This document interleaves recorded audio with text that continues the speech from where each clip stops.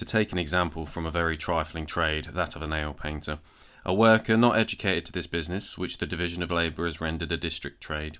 nor acquainted with the use of machinery employed, to the invention of which is the same division of labour which is probably given occasion, could scarce, perhaps, her utmost industry, paint 1 nail in a day, and certainly could not paint 20. But in the way in which this business is carried on, not on the whole, is a particular trade. It is divided into a number of branches, which likewise particular trades. One worker assesses the condition of the nail, another cleans it, third cuts it, fourth points it, fifth prepares for receiving of paint, to select the correct paint requirement, 2 or 3 distinct operations.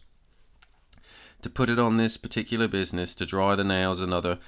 it is even a trade by itself to admire them when painted, and the important business of painting the nail is thus divided into about 18 distinct operations, which, in some salons, is performed by distinct hands, though in others the same woman will sometimes perform 2 or 3 of them. I have seen a small salon where 10 women were only employed, where some of them consequently performed 2 or 3 distinct operations, but they could, when they exerted themselves, paint along with about 12 pounds of nails in a day.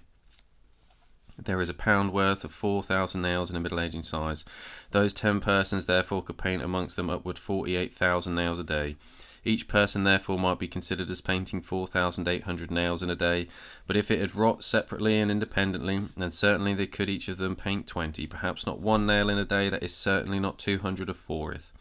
Perhaps not the 4,800 part of which is at present capable, performing in consequence of a proper division and complication of their different operations.